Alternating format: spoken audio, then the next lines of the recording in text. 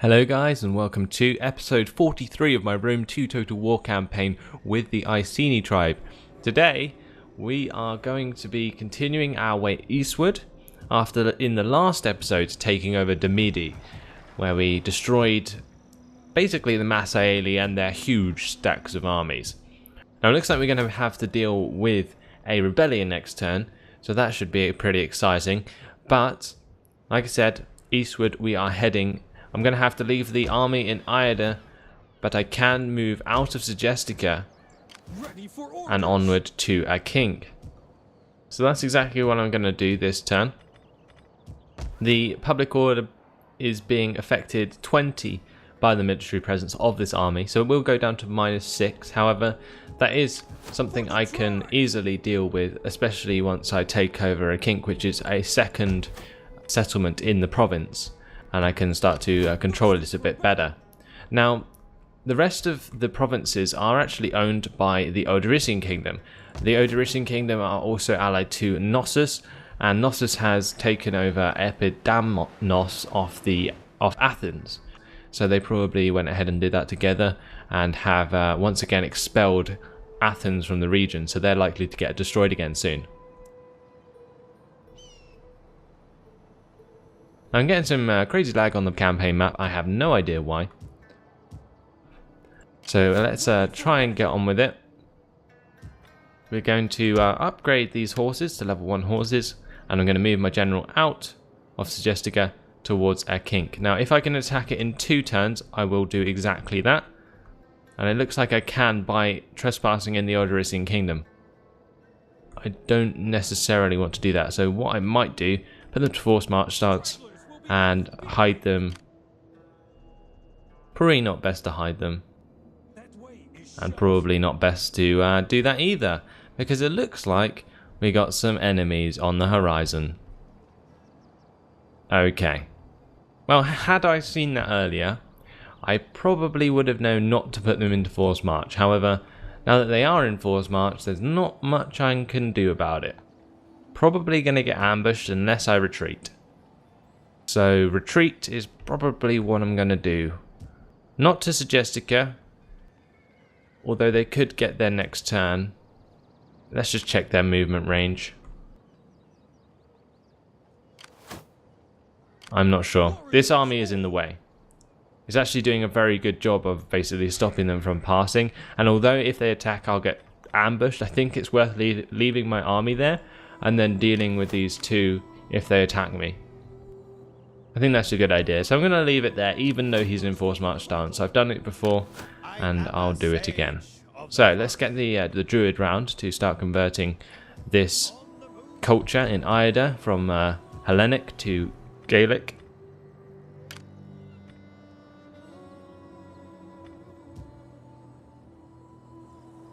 Over here we need to set up these guys to be administrators in order to increase their experience over time.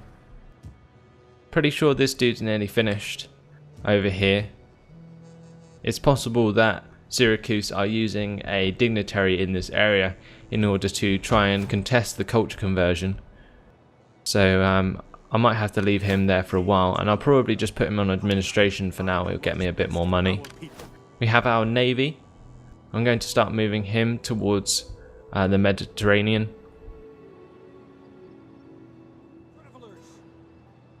So there we go. And then we've got Swords of Power up in Ildon. They're going to have to stay there and deal with the public order.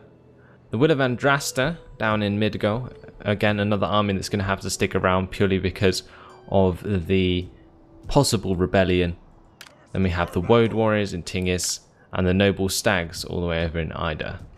So that is everything moved for this time. We have a bit of extra money, so let's see if there's anywhere we can improve in order to make a little bit more money, or basically help improve our empire. Gonna have a quick look around, see if there's anything I can do. It's probably worth upgrading Mauritania a bit. I'm going to make this artisan's lodging into possibly a brine distiller just because it gives you so much extra money. But then again, another goldsmith would be very handy in order to make the most out of all of the different types of buildings in the province. I'm going to upgrade this barbarian hamlet to a barbarian village. That's probably the first thing I should do, and then I can't really spend the rest of the money after that, but it'll basically mean that Midgol will be upgraded over on the left side here. Right, let's go ahead and click the end turn button, because next turn our technology will be finished.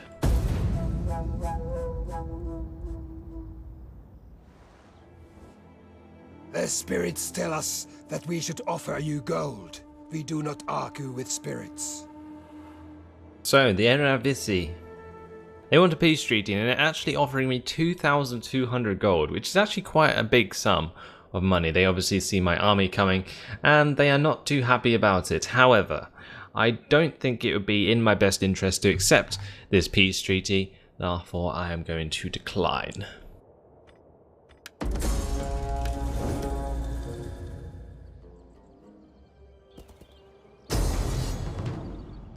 Like I suspected, they're ambushing me. They're only doing it with one army, and I think it's because the other army is actually in forced march stance, so he can't help out. But either way, this should be pretty unbalanced in my favour. I have no idea why they're attacking me with this small amount of men.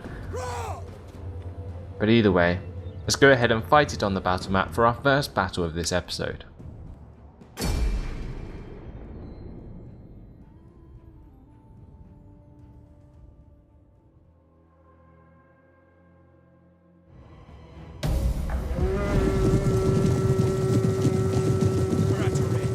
This is a pretty horrid place to get ambushed. Yeah. Look at that. They just get to run down from this huge hill on my right. That's crazy. Just as well, I can just target their men and kill them probably. So let's get my riders to go start killing their men.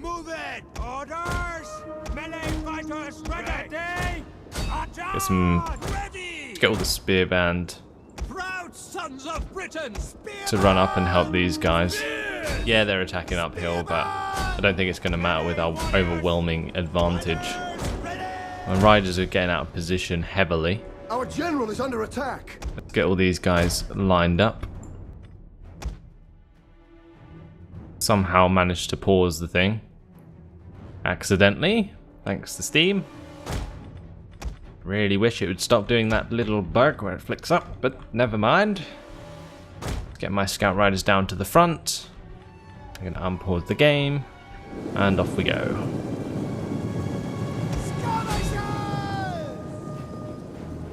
So I'm just going to get these Brits skirmishers to just throw loads of javelins into this line.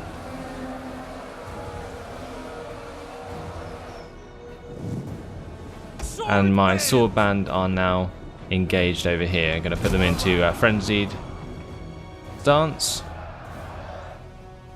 With the help of these British skirmishers, we should win this skirmish on the right. Their noble horse are attacking my sword band.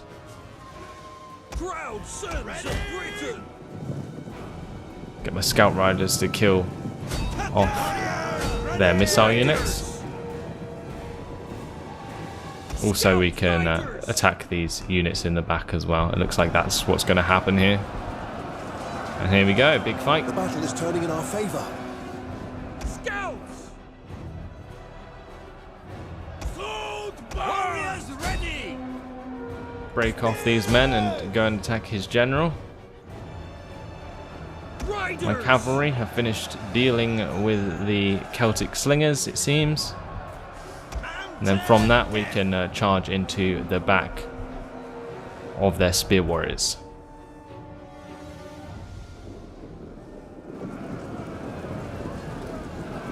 Don't think these noble horse are going to last very long. I'm going to go attack his general with my general. Swift horsemen! Charge! And I'm going to get my veteran riders to help clean up these units over here.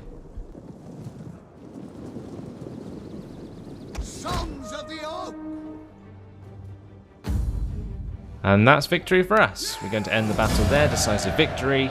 We lost 382 men, they lost 1,059.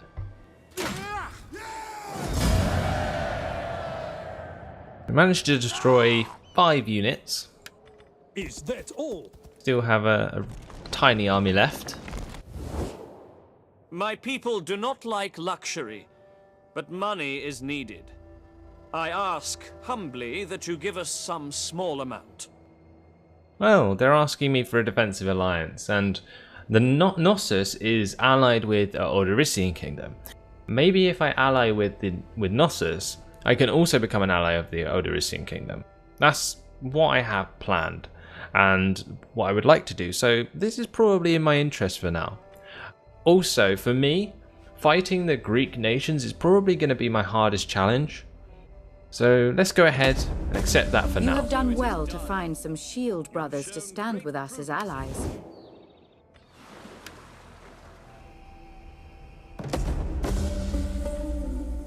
Nami Oryx has returned to command, and Kummel Ixos has returned home from his command as well. Athens has been destroyed like I predicted. Warhorn has been complete, and we're now researching warrior aristocracy. An increase in rank for Vercassive Launus? Vercassive Launus. Wow, what a name. And he is now a rank 3 general. And the mission successful. Raise or sack 12 different settlements. We got plus 18,000 to our treasury for that. Hidden agent exposed. War target available. Objective issued to completely control 12 provinces by either direct ownership or through military allies. And I think we will just complete that next turn again because we already control that amount of provinces. But still have the champions of Albion to deal with in Britain, so let's just quickly get on with that. Unfortunately for them, I think they are now officially dead. The rebellion is quelled with an auto-resolve. And we're going to throw him into the sea, and that's job done. I'll teach them to rebel. The gods have spoken. Only the strong will rule. The weak are forgotten.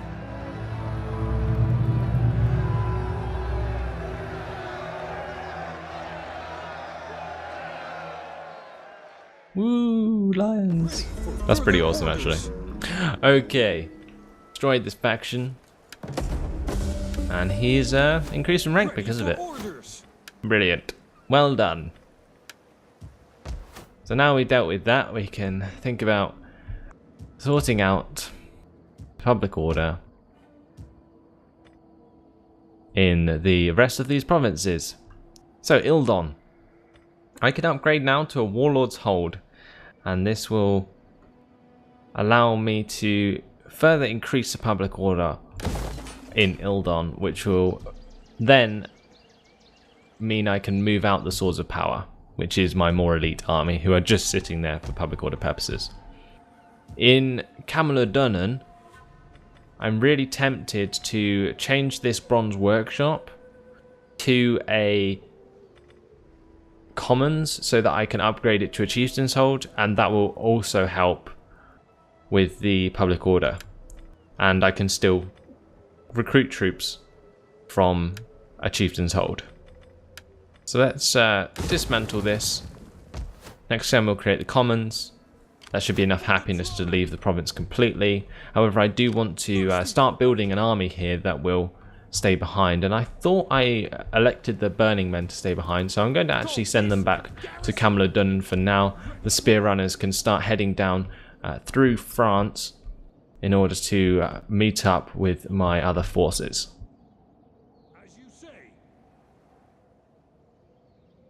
Okay, let's just put them to double time. We'll get them to the shore. Just see where I want them to go first of all. Probably going to head up towards the Lugi. I think we're going to go here. Probably a good idea.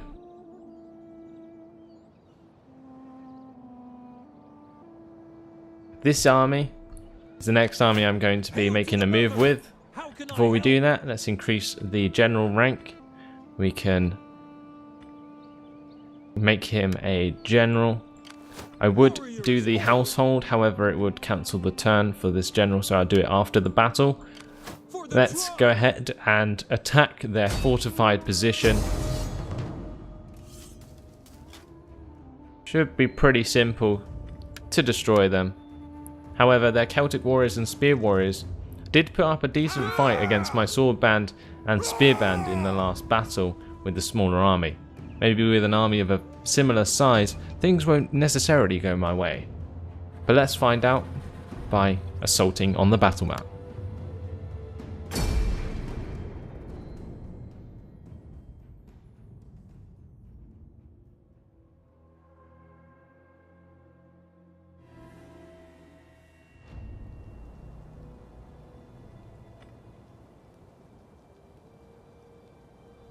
Because my enemy is fortified, they have a fort. And basically this means I'm going to have to attack through these gates in order to win the battle. They have a lot of slingers inside and they could hurt an awful lot. This is my plan. I want to get my skirmishers up to the walls in order to basically pepper down these spear warriors and the enemy slingers. Then what I can do is engage them from this side. Hopefully they'll try and reinforce and I can bring in some cavalry around the back and flank them. Also, I'm tempted to attack from 3 sides. The only trouble with this is they have reinforcements. Now, doing it from 3 sides is probably a good idea, and this will basically mean that I can make the most of my army strength, because basically attacking through a gap this large is basically like the movie 300. It's not really going to work. So, let's go ahead and split up my army in order to cater for their strategy. Now it's likely that one of these armies may get caught out by the reinforcing army. However, I want to use my cavalry to distract that army that will be reinforcing. So that's what I'm going to do. Get my general is going to have to stay with the rest of my men. I'm going to get these 2 depleted units of spear band over here with this army. Now, I think the enemy will come in from this direction. Let's find out. Started the battle. We'll start marching towards their walls.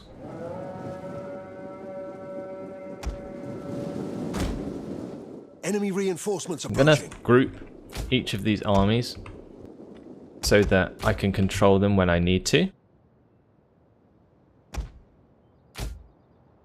And here's the reinforcements like I suggested. So let's grab my horseman. We're going to charge down his general and rout that army pretty quickly.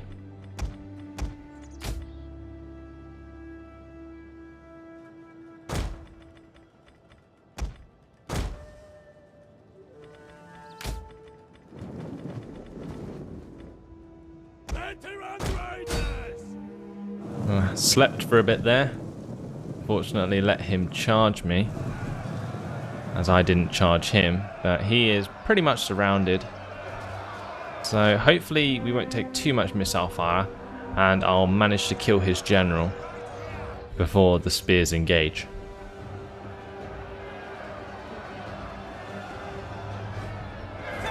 The enemy general is dead. There we go. Job well done. We need to disengage from this fight.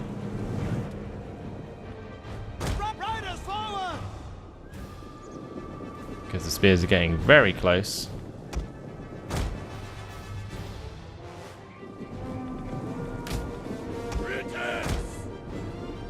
Blitz my soldiers off in order to take out the rest of their units. We're going to charge the missile units Then after we've dealt with them, we can sandwich those spear warriors. My skirmishers are only just getting into range.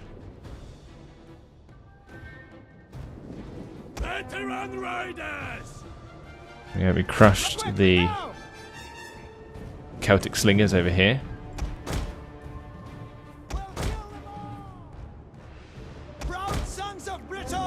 I'll have to engage them with my scout riders, I think, in order to charge them with my veteran riders in the back.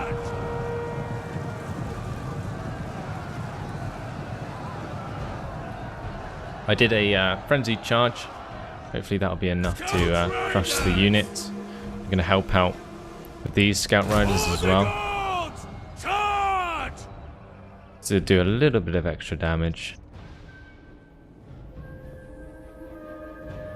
Need to stop these units throwing at units behind the walls, because that's not going to help out at all.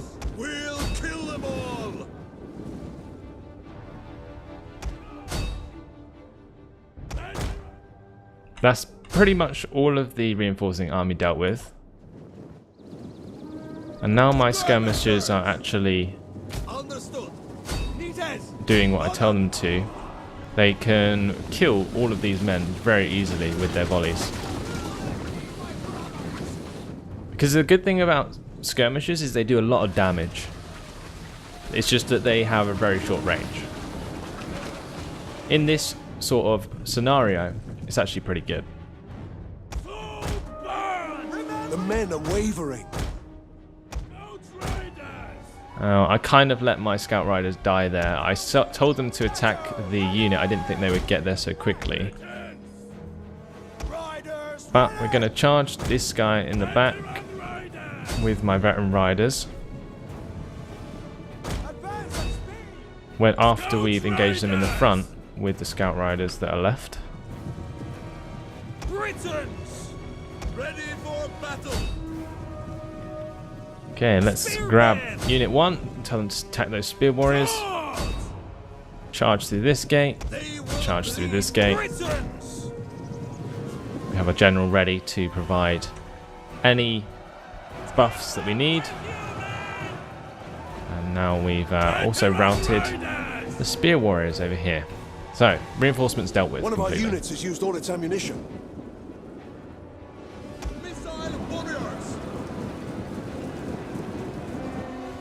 Our general is under attack. Probably inspire some of these units, because this is the smallest reinforced area. All their slingers though are attacking my general, which is not great, so I'm going to move my general away. Probably round to this side where I have the most depleted forces.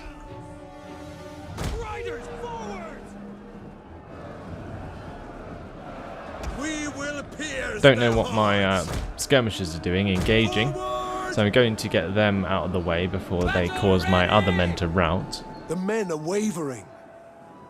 Heroic riders.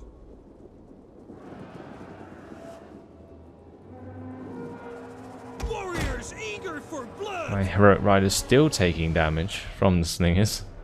One of our units has used all its ammunition. I've got a unit over here that's getting pretty low on morale because he has so few men left. Looks like we've broken through over here though.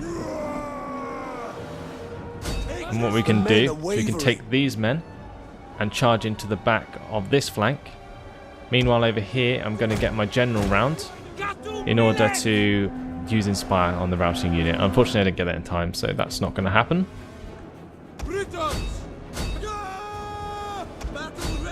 This side should break through soon enough with the help of my soldiers on the flanks. Put all of my swords into frenzied stance.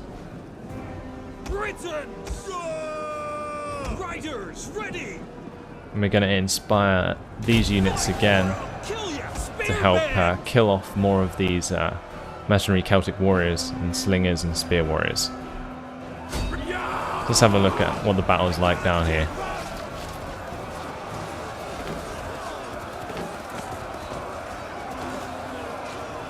One of our units Just got stabbed in the gut. Pretty sure it's going to get like a proper meat grind through this gate soon enough. More units trying to run away.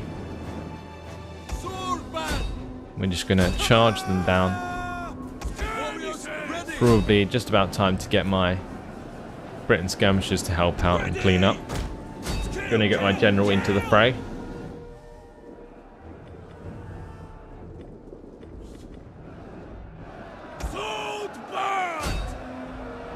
And I'm going to focus his Oathsworn with the units on this side. Oathsworn are pretty badass units, similar to heroic nobles.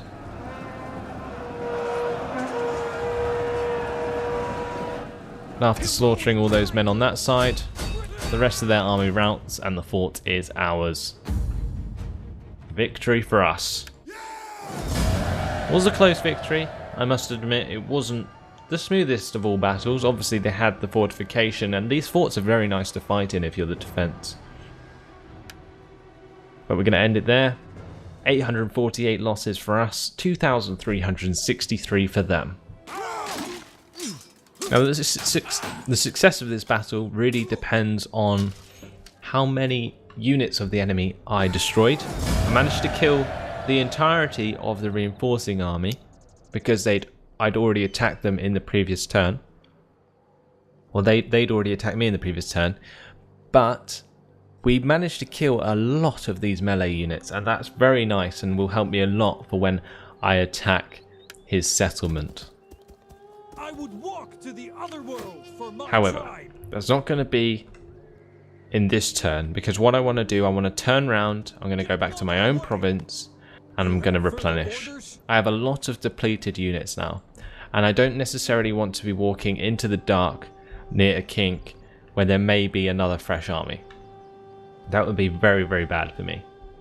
Especially considering these aren't chosen units, they're only the normal spear and sword band. They do have quite high unit experience, but that won't necessarily help if they're against units of the same range.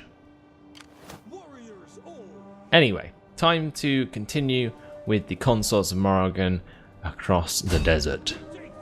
So we're going to head towards Sidamus, owned by the Nasamones. I could actually put them into a forced march stance and we might get a bit closer, enabling me to attack in one turn next turn. It's like they're having a bit of attrition issues here, Sidamus. We do have the rebellion occurring next to Tingis. Looks like it's Carthaginian rebels we're going to have to deal with. Hopefully not an elephant. But we're going to start converting these places now. Probably to a Bard's Grove. That will allow me to create Druidic nobles in the area. Can change this. Probably going to destroy it, actually, and change it to a grove. What I can do is attack this rebel army this turn. However, it's not in my best interest to do that, mainly because the rebellion actually helps increase the public order over time.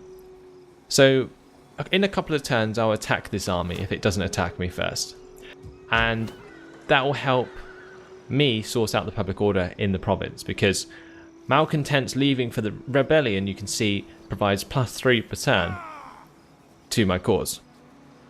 As soon as I destroy the rebellion, that goes away, and I can make use of that.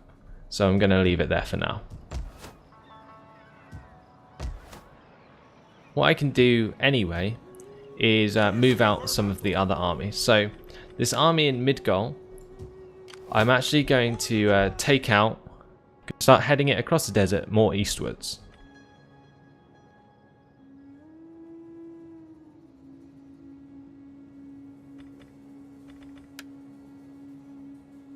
So let's head towards Carthage. I think Syracuse is not really going to be my ally anytime soon, so gonna probably have to wipe them out. And that will allow me to connect my forces in Italy and Northern Africa. And the army up here has already been moved, so let's go to the Forces tab. Papusa, my war maiden, she can go and get into the Miss of Doom this turn. And she can start to train them. That means they will remain there for another turn. And my spy can start moving round towards Carthage. I'm probably going to send the Miss of Doom in their direction, while the Consorts of Morrigan take on the Nasamonas. But that looks like it's going to have to be it for this episode. So, hopefully you guys have enjoyed it. Was a couple of nice battles, I think. More close than usual, actually. Seems like there's been a lot changed. The morale system seems to be a little bit better and more favoured towards the AI. If you don't remember, I am actually playing the battles in legendary difficulty now, so they should be pretty hard, and they do seem to be getting harder with every patch, but either way we still win, so that doesn't really matter. So thanks for watching, hope you enjoyed it, and I'll see you in the next episode. Goodbye.